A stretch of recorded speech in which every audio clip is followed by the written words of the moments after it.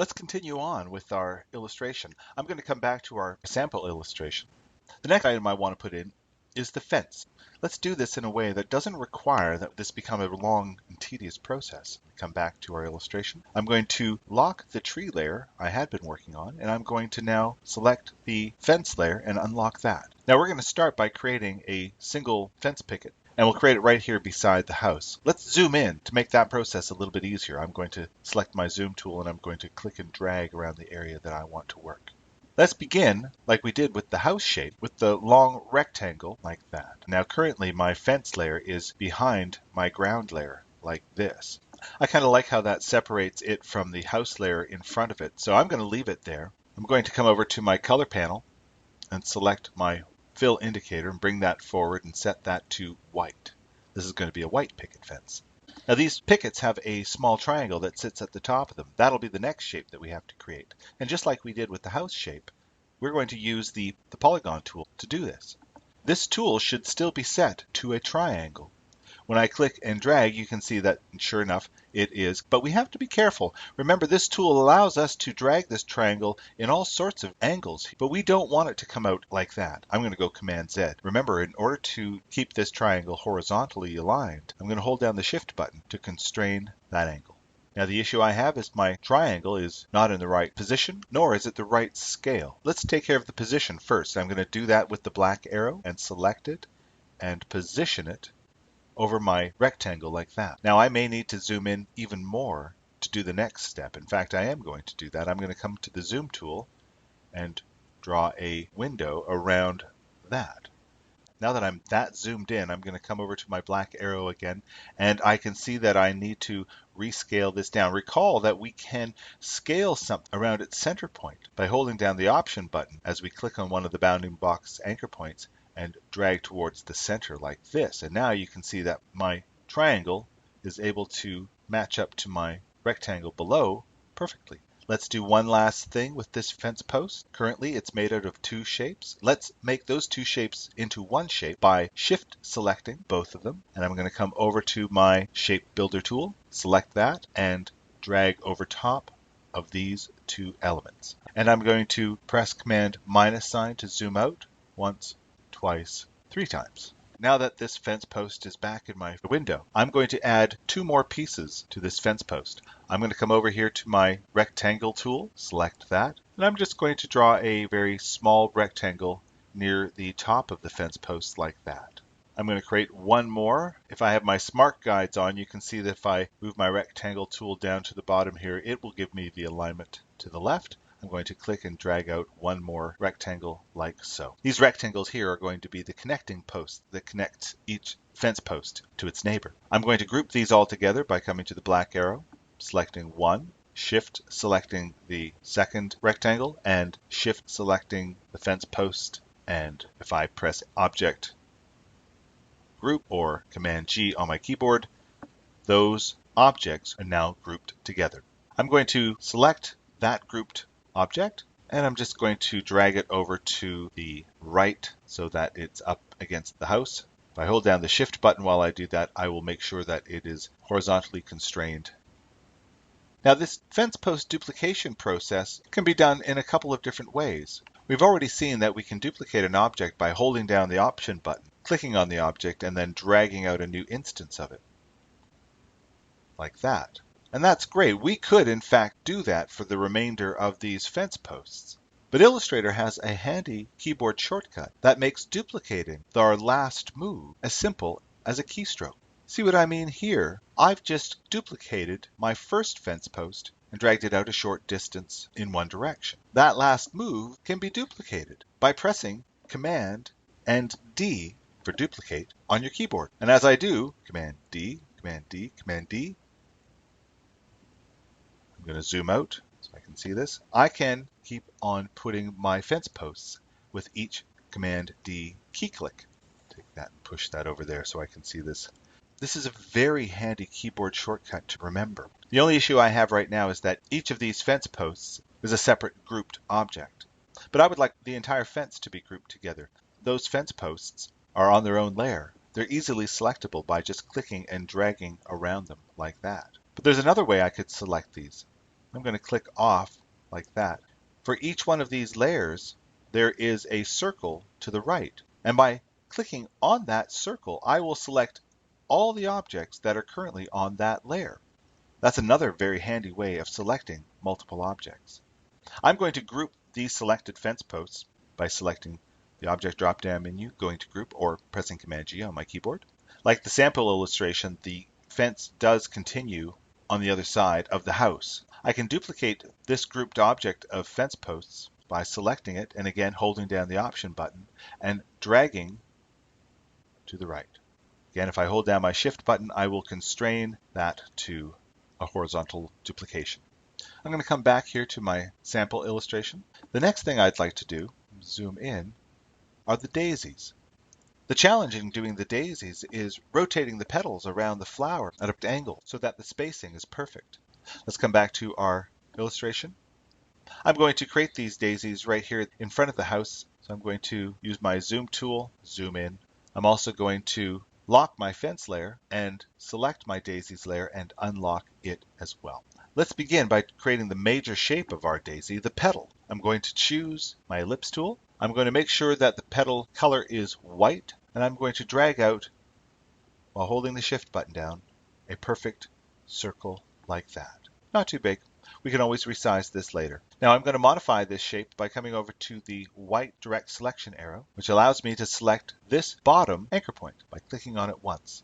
With that anchor point selected, I'm going to drag it straight down while holding the Shift button. And I'm going to drag it down to about that far. That's going to be our petal. What I need to do now is duplicate this petal and rotate it around a center point and to have all the petals evenly spaced. That would be a challenge if you had to do it by hand, but we're going to use some of Illustrator's tools to help us out. First, let me make sure that this whole shape is selected, not just the lower anchor point. And I'm also going to zoom in by pressing Command and the plus sign on my keyboard a couple of times so I can see this a little bit better. The tool that we're going to use is the Rotate tool. When I select that, it may be hard to tell, there's a very light blue crosshairs at the center of this petal. Now it may be hard to tell because it actually perfectly aligns with the color and center point. Let me change something. I'm going to come over here to the daisies layer, the layers panel, and double click it. Currently, the layer color indicator is cyan, which is exactly the color of the center crosshairs that I'm looking for. I'm going to change this to a different color. I'm going to choose medium blue. And if I zoom in, maybe even more, I can see this even better. There is a little light blue crosshairs, and that is the center point around which this object rotates, as you can see there, like so. What I need to do is take that center point and move it to an imagined center point of our flower, and that'll be the point around which we will rotate all the copies. The first thing we need to do is to click on that rotate center point with our rotate tool, and when I click on it, I can move it. And I'm just going to move it roughly here, just past the bottom of the edge of the petal. Okay, now if I were to click and drag with this black arrow showing right now, I would angle this particular petal around this center point. But that's not what I want to do. I want to copy this petal and rotate that copy, and then rotate another copy of that copy, and so on around this flower. In order to do that, I need to access this Rotate Tool's control panel. So here's what we're going to do. We are going to click once with this black arrow on that center point, like so. Now, look at this. I now have this crosshairs. That crosshairs allows me to do the next thing I need to do, because we still haven't accessed this Rotate Tool's control panel. While, again, with this crosshairs, clicking on that light blue indicator, I want you to hold down your Option button. And you see those little dots there? Those little dots tell us that when we click, we're going to open up this panel right here. That's more challenging than it should be. I really wish Illustrator would change that. It's been like that for a long time. But here's how we access the Rotate Tools control panel. And now this panel will allow us to create a copy, as you can see here, and rotate it at a particular angle, as you can see here. But what angle? Well, here's where Illustrator is going to help us by doing a little bit of math for us. Now we know that a circle is 360 degrees in rotation.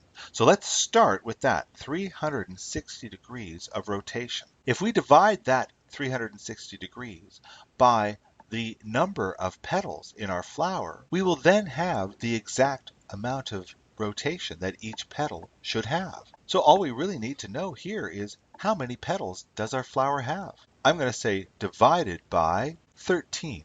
This is a common number for the number of petals in a flower. I'm going to click on the copy button, and that will apply these values to a copy of that petal. And there we go. I'm going to press my command and minus buttons just to zoom out just a little bit. So as you can see, we have just created a copy of that petal and rotated it just the right amount. But does that mean I have to do this all over again? Well, no. Remember, with our fence posts, to duplicate them, we duplicated our last move by pressing Command D on our keyboards. For these petals, we can do the same. By pressing Command D, I can rotate these petals around their center point and maintain the correct spacing for all these petals. To finish this flower, I'm just going to come back over to my ellipse tool, and I'm going to place my ellipse crosshairs in the center of these petals. And I'm going to click and drag out a circle by holding down the Option and the Shift buttons at the same time, which will draw that concentrically from the center. I'm going to change the color, and there is my daisy. To finish this flower, let's group all these elements together. Currently, all of these shapes are separate objects, so let's select them by coming to the black arrow tool, selecting all the elements of my flower and pressing Command G for group on my keyboard, and I'll zoom out. My flowers are a little bit big. I'm just going to scale these down, selecting it, holding down the Shift button while dragging on the bounding box anchor point. Position that up like that. Let's finish this flower by adding a stem and some leaves. We're going to do this using a tool that we haven't used yet. In our toolbox, you'll see that there is this tool here called the Shaper tool. But if I click and hold on it, you'll see that there is a subset of tools, one of them here, called the Pencil tool. Click on that and select it.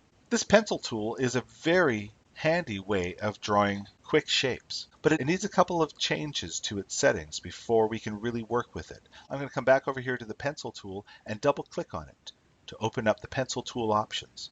The first thing I want to draw your attention to, and one of the things I really like about this tool, is this fidelity slider. If you drag this towards the smooth side, it will smooth out the lines that you draw. So even if you're drawing with a mouse, which is a really uncomfortable way to draw, Illustrator will make those lines smooth. Of course, if you don't want Illustrator to do that, you can drag this over to the accurate side where all the movements of your mouse will be maintained. But if you're using a Wacom drawing tablet like I am, this might be something you might want to consider. I usually leave this in the middle. Underneath that, you'll see some options here. Here are the options that I recommend that you set to your Pencil tool to. I usually have this checked on. By default, it's not. Keep Selected is also something that I like to have checked. The last one here, Edit Selected Paths. I usually turn that off. I'm going to suggest you uncheck that as well. With those settings, I'm going to say OK. The first thing I'm going to do with my Pencil tool is draw the stem for my daisy. I'm going to come over to my color panel and I'm going to change my fill color to none and my stroke color to green. With those changes, I'm just going to click and drag with my Pencil tool from the center down like that. That is a stroke, so I can open up my stroke panel and change the weight of that if I want. I'm going to rearrange the stem so that it is behind the flower by coming to the Object drop-down menu and selecting Arrange, Send to Back. I'm going to use the Pencil tool one more time to draw the flower's leaf. Currently that has the fill and stroke of the last object I had selected. I'm going to come to the Color panel and click the Swap Colors. By the way, Shift X on your keyboard if you want a keyboard shortcut for that. Draw one more leaf. I'm going to use my black arrow to shift select these elements. And once I have all those selected, I'm going to come to the Object drop-down menu and select Group, Command G. Now that I have that grouped, I can hold my Option button down and click and drag out other instances of that flower. If I click on the bounding box anchor point and hold my Shift button down, I can make a smaller version of that, duplicate that, make a smaller version of that. And now I can make a grouping. Press Command 0. Now it's starting to look like home. The next thing I want to take care of is the sun. And you can see that the sun and its rays have a little bit of a twist to them. Let's see how that's achieved. Come back here. I'm going to start this by coming over to my Layers panel, locking my Daisies layer. I'm going to come back to my original layer, the sky layer, and unlock it. I'm going to start the sun shape by clicking on the ellipse tool. And as I didn't leave myself enough room on the sky on this side, I'm going to put it over here. I'm going to start this ellipse by pressing the Shift button to maintain a perfect circle and then clicking and dragging. And of course, it has the appearance of the last object I had selected, the leaves of my flower. I'm going to come back over here to my color panel, bring my fill indicator forward, and selecting a bright sunshine yellow. Close my color panel. The first thing I want to do is add the many arms of the sun's rays. We can do that by coming to the Effects drop-down menu. And again, we're going to come to the Distort and Transform panel. And we are going to come all the way to the bottom of this menu where it says Zigzag. You can see how Zigzag works. It gives us those radial arms. I'm going to increase the number of ridges per segment. As well, I'm going to increase the length of the arms. I'm going to keep these points as corner points. I'm going to say OK. I'm going to open up the Appearance panel while this shape is still selected. What we see is that we have a path selected, and on that path is this zigzag effect. We talked about this in the last video when we discussed the difference between Illustrator's appearance and its underlying structure. Here we have a path with an effect on it, and that path is called zigzag. Now, I've mentioned in the past that I think this appearance panel is the most important of all the panels in Illustrator, and one of the reasons why is that it has these icons at the bottom here that allow us to add a stroke or a fill to an existing path or even a group. But it also allows us, as you can see here, to add effects through the Appearance panel. I added the zigzag effect by coming to the Effects drop-down menu up here. If I click on the Effects button here in the Appearance panel, you'll see that that menu is basically duplicated here.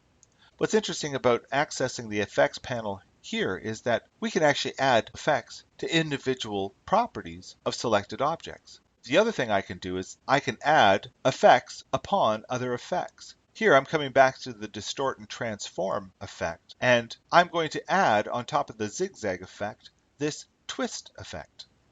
The twist effect is applied by increasing the angle from 0 up to something higher, like 25%, for example.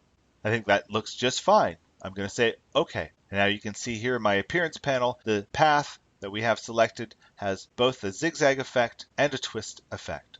Both, again, are live effects, meaning that when I click on them, I can come back to the Control panel and make changes parametrically. I'm going to say OK. Let's take a look at another thing that the Appearance panel can do. Let's open up my Layers panel, and I'm going to lock my sky layer. I'm going to come back to my house layer and select that. And I'm going to click on the house shape once. What I'd like to do here is add a pattern over the existing fill color to suggest the siding of the house. I come back here to the sample illustration, you can see that that siding of the house is just a bunch of dark horizontal lines. Let's come back here, and again with that house shape selected, I'm going to reopen the Appearance panel, and here you can see that we have a fill color of pink and a stroke color of none. What I love about the Appearance panel is that it allows us to add multiple fills in a single object. For example, I'm going to come down to the bottom of the Appearance panel and hover over this icon here, Add New Fill, and I'm going to click it once.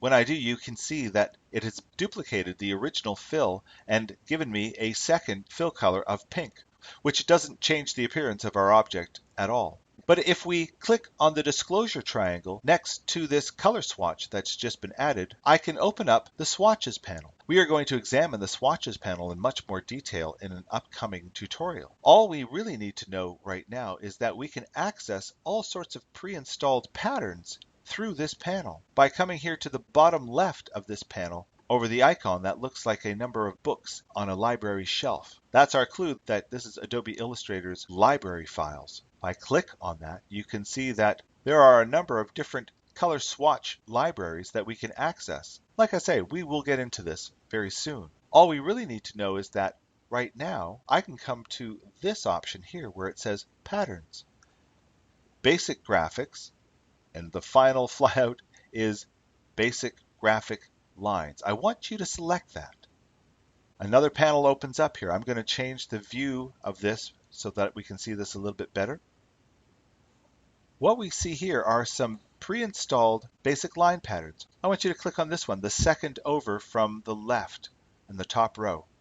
And you can see what's happened. That black and white line pattern has been laid over top and been used to fill our new fill layer. I'm going to press the X button on this panel to close it. The only real issues I have at this point are that these new lines are a little bit heavy, but I can control each one of their appearances and opacity right here in the appearance panel. If I open up the fill property of the pattern and click on opacity, I can reduce the opacity of those lines so that they're not quite as high contrast. I'm going to drag that down to about 20%. When I click off, close that. Being able to work well with this appearance panel is really going to be very helpful as you get to know Illustrator.